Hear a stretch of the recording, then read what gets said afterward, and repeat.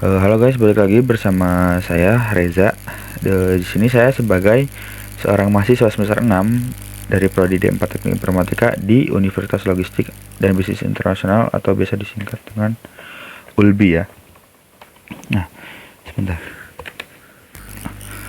Di sini saya akan menjelaskan tentang QA. Nah, jadi di Teknik Informatika ini, terutamanya di ULBI ini, kita akan mempelajari tentang QA. Jadi di informatika ini tidak melulu tentang ngodingan ya teman-teman. Kayak misal kita juga bisa menjadi QA, bisa menjadi PM, bisa menjadi desainer, bisa menjadi UI UX dan lain-lain. Nah, kita di sini akan membahas spesifik tentang QA. Nah, jadi QA itu bahasa mudahnya itu adalah tester. Nah, ketika si produk itu mau dirilis, otomatis kita kan harus mengetes si software tersebut ya. Kayak misal takutnya kan tiba-tiba kalau misalnya nggak ada tester tuh kayak misal kita ngeklik button login nih, tiba-tiba nanti munculnya tiba-tiba ke dashboard admin, kan nggak mungkin ya itu. Makanya disitulah peran QA untuk testing aplikasi tersebut agar tidak terjadinya error atau bug ya teman-teman. Di sini saya akan menjelaskan tentang peran QA dalam dunia industri dan demonstrasi Trello, Selenium, dan Catalan. Nah, di ULBI ini kita mempelajari di ULBI ini terdapat matkul yang bernama software quality. Terus di dalam software quality itu kita mempelajari QA, terus cara menggunakan Trello, terus testing dengan Selenium, dan testing dengan Catalan. Lanjut.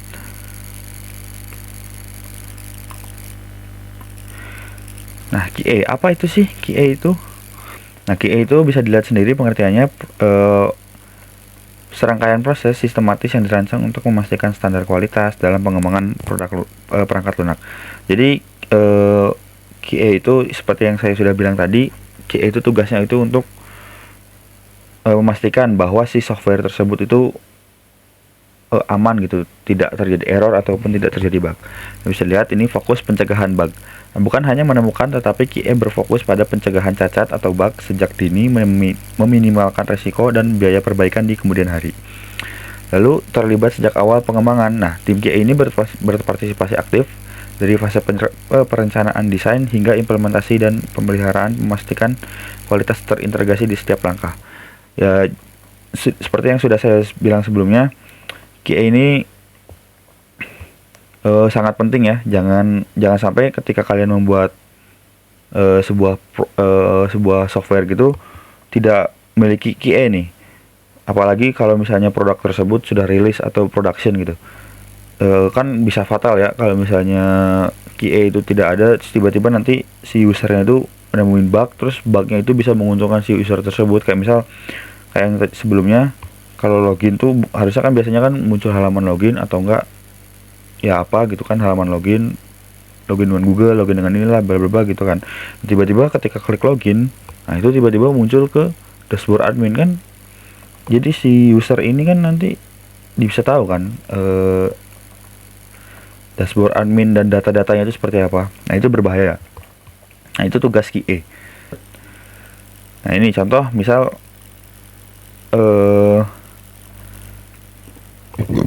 resolusi konflik QA dan PM ya. Bug kritis menjalani deadline. Jadi tugas QA itu tadi menemukan bug yang menghambat fungsionalitas inti, namun deadline perilisan sudah dekat. Terus tekanan PM dari klien. PM ini menghadapi tekanan rilis tepat waktu sesuai permintaan klien.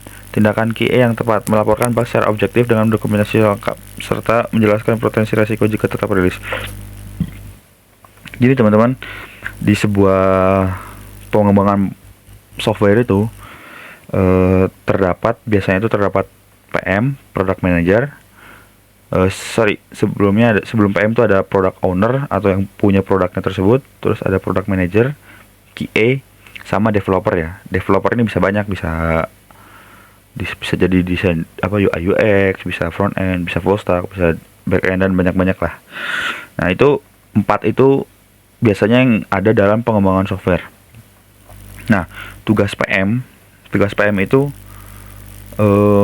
jadi bahasa gampangnya itu jadi muka untuk si product owner. Kan product owner tuh pinginnya tuh kayak misal si produknya tuh nanti kayak gini.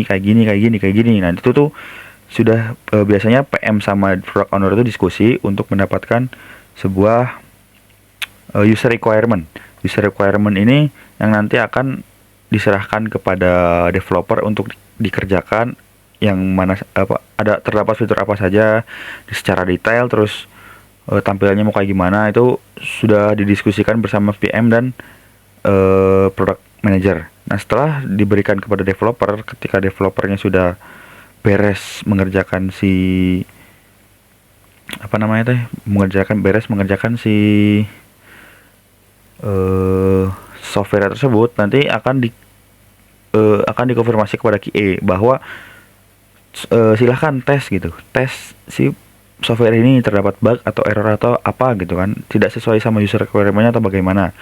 Nah, ketika QA ngetes itu tuh QA ini harus benar-benar mencari error atau bug ya.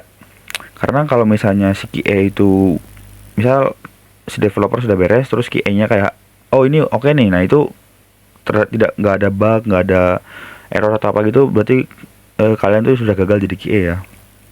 Nah, jadi QA ini bener-bener, kalau kata orang-orang sih dibenci ya sama developer, karena QA ini tugasnya mencari kesalahan gitu, kalau kata orang-orang ya kayak gitu. Jadi seperti itu. Kalau misalnya tiba-tiba si software tersebut tuh pas udah dikasih ke si product owner tuh tiba-tiba ada yang error tuh, padahal kata QA aman kan. Nah, itu tuh yang jadi muka itu bakal si PM untuk menjelaskan menjelaskan kenapa bisa terjadi error itu kepada product owner. Nah, si PM ini bakal bilang gitu ke QA-nya, bukan ke developernya ya. Karena developer tuh tugasnya hanya untuk mengerjakan, terus untuk testingnya itu tugasnya QA. Jadi QA ini perannya penting banget ya buat teman-teman, buat pengembangan produk software ini. Bentar, saya cek. Oke, aman. Nah, lanjut. Trello. Nah, Trello ini itu bisa dilihat, Trello adalah platform visual yang memungkinkan tim untuk mengatur, melacak, dan mengelola pekerjaan penurunan papan daftar kartu, sur kolom to do, in progress, atau down gitu. Kegunaan Oke, ini bisa dilihat, bisa kalian baca sendiri. Manajemen proyek QA kolaboratif ya, bisa kalian baca sendiri. Jadi Trello ini sebenarnya kayak tracker gitu loh. Misal di awal kan sudah PM sama QA itu kan PM sama product owner itu kan sudah diskusi kan. Nah, sudah dapat tuh user requirement-nya. Nah, nanti si PM-nya itu bikin Trello nih. Trello dengan workspace baru. Terus nanti di bagian to do, oke, kita langsung lanjut aja biar nggak pusing ya, teman-teman. Nah, di bagian to do ini terdapat ya, ini beberapa card nih. Salah satunya nih yang paling penting nih, si user requirement ini. Nanti antara PM dan owner itu sudah diskusi nih tentang software itu mau kayak gimana nih. Nah, nanti sebentar ya, nge-lag.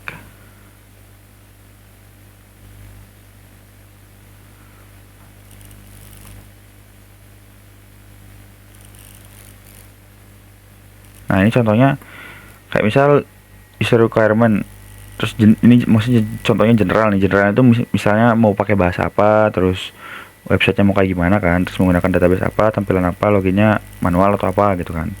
Nah, terus nanti kita satu-satu nih, kalau sebagai PM nih harus ngelihat bener-bener detail nih. Kayak misal di landing page ini terdapat navbar dengan menu ini bla bla bla bla, terus share section bla bla bla, ini bisa. Terus habis itu ada halaman about. Nah, halaman about nih sama harus bener-bener itu harus dijelaskan secara detail ya. Jangan sampai tidak detail, karena gini, misalkan kalian sebagai PM sudah deal dengan product owner tuh dengan harga misal doang 100 juta nih, dengan user requirement yang sudah disebutkan sama yang sudah disetujui sama si PM dan si product owner. Nah, ketika misalnya tidak ada user requirement ataupun tidak ada tanda tangan yang sah gitu, nanti kalau misalnya si product owner tiba-tiba minta revisi, ini kan repot gitu loh.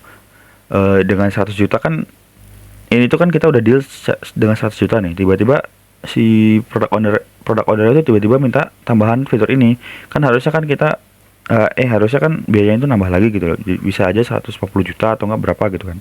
Nah, makanya ini penting nih user requirement ini untuk eh, panduan developer juga ya, supaya tahu gitu mau kayak gimana dibuatnya. Terus juga panduan bisa juga menjadi panduan sama si QA. Karena misal contoh nih ya, ini kan di bagian apa nih, dashboard admin ini kan ada navbar admin, terdapat foto avatar yang dapat diklik berisi nama user, ini bla bla bla, bisa baca. Nah, misalnya terus si QA ini ngetes nih si aplikasinya tuh. Nah, ketika pas di testing ini nggak ada navbarnya, ini kan bisa dikategorikan itu error ya, karena tidak sesuai dengan user requirementnya, seperti itu.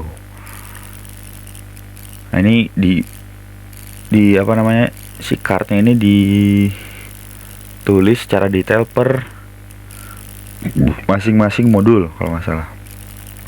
Ini ada root text admin. Nah, ini namanya modul. Oke, lanjut. Nah, biasanya tuh ada 3 ya, ada 4 sih biasanya. Ada to do itu untuk menjelaskan tentang user requirementnya. Terus ada doing. Nah, doing ini tuh doing itu ketika si developer itu ingin mengerjakan sesuatu gitu. Terus review atau testing itu tugasnya untuk QA. Nah, done ini definisi of done ini DOD ketika semuanya itu sudah beres. Ini saya contohkan penggunaannya ya. Misalnya, sorry,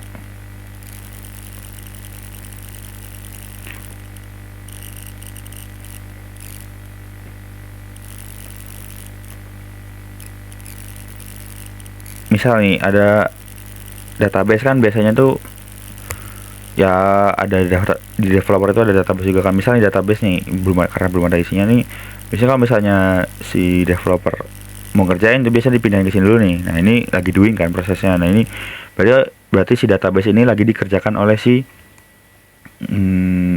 developer gitu. Terus ketika doingnya sudah beres, ketika developernya sudah beres itu tuh, nanti dia akan dipindahkan ke testing.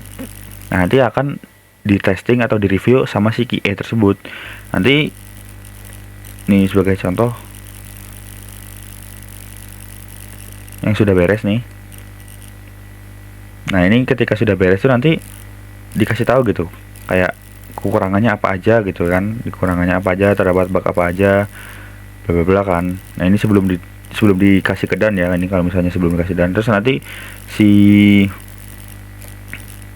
apa namanya, sebentar, nah si PM-nya itu PM lagi, si QA-nya itu bakal nge-komen gini, seluruh revisi sudah diupload. Nah, nanti kalau misalnya kan, kalau gitu kan nanti kan si developer itu bakal ngerjain si revisinya kan. Nanti ya udah, nanti si developer itu bakal bilang kalau landing page sudah diperbaiki atau enggak apa gitu kan.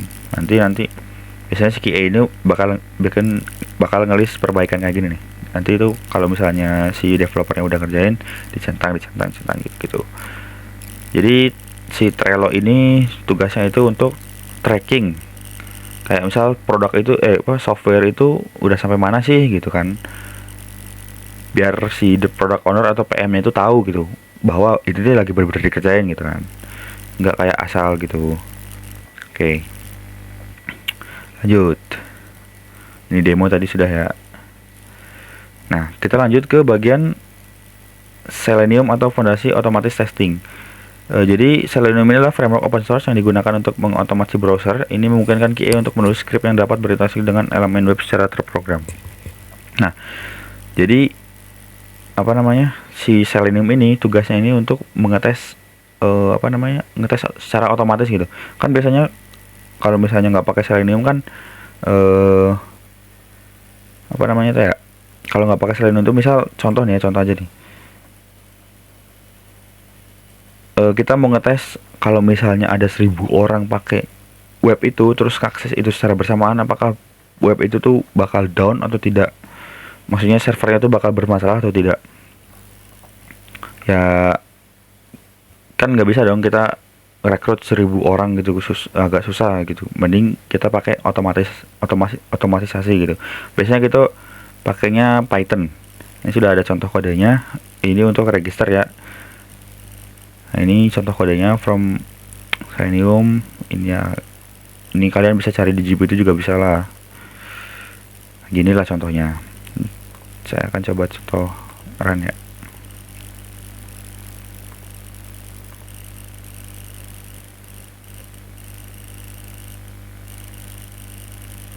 Coba, emang agak lama, sorry.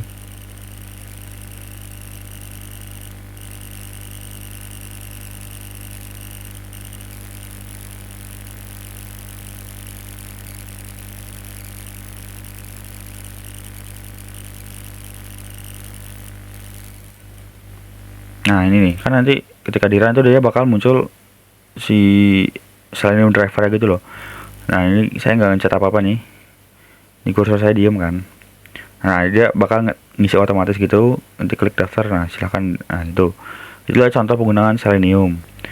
Nah, seperti itulah. Jadi dia otomatis gitu kan. Jadi nggak, apa namanya, otomatis, nggak manual gitu. Jadi cepet. Kayak itu salah satu contoh penggunaan Selenium ya. Nah, ini udah tadi. Nah, bisa juga, sorry saya belum tambahin ke PPT. Bisa juga kita menggunakan software yang bernama Katalon. Nah, ini contohnya Katalon. Sama seperti Selenium, cuman si Katalon dia lebih mudah. Kenapa lebih mudah? Nah, bisa dilihat nanti ya, ini contohnya nih.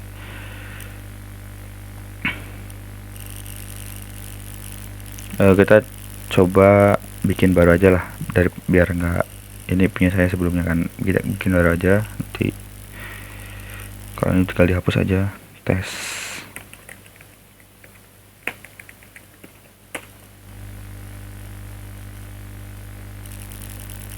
Nah, ini kita record webnya udah ada nih kebetulan.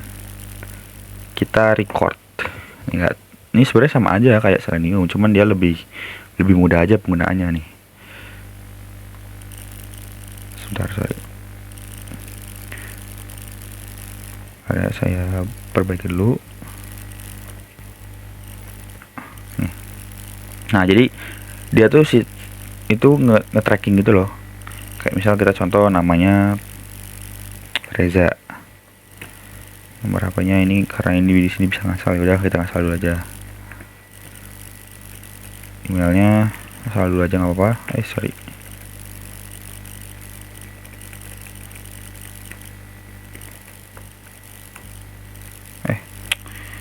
Maaf.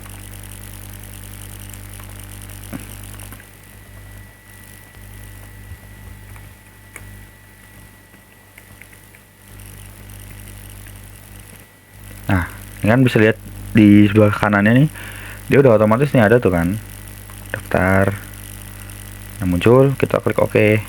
Nah, udah kan, close. Terus ininya di stop. Oke, sudah otomatis ke stop. Nah, ini tuh adalah langkah-langkah yang kita testing tadi kan. Terus kita run nih. Set. Nih dia bakal jalan sendiri kayak tadi, kayak si Selenium tadi. Tuh, ini bisa dilihat statusnya running. Nanti dia bakal ngisi nama sendiri sesuai dengan yang sudah kita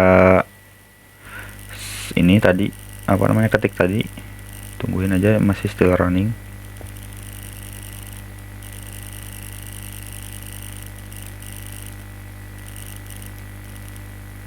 Ntar, kayaknya ada yang ngebug ini. Ulang dari awal ya.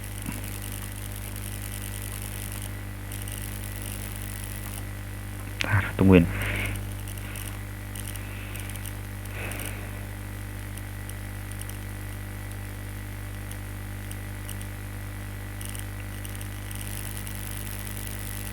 Nah, ini kadang juga bisa violet nih. Kalau violet ini berarti salah dari ini sininya nih. Ini karena ini salah, kita akan gunakan yang benar nih. Karena sebelumnya ini saya sudah pernah nyoba, dan ini ntar kita coba ya, beneran. Terus ini tungguin aja.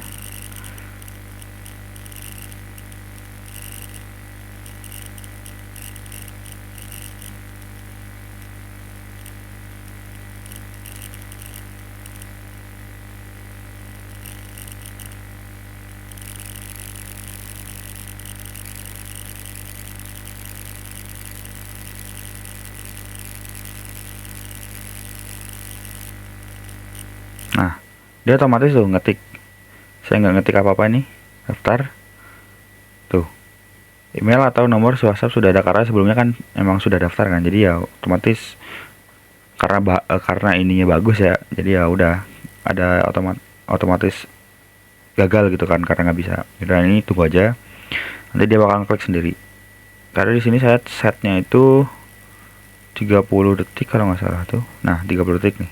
Jadi agak lama kan.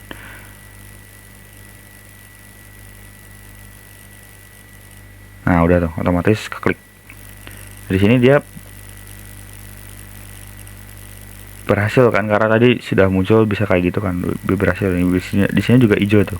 Passat 1 nih, ada tulisan Passat 1. Jadi dia otomatis berhasil. Nah, itu contoh penggunaan Katalon. Nah, mungkin sekian sih dari video saya. Kurang lebihnya mohon maaf apabila ada salah kata atau kurang pemahaman gitu.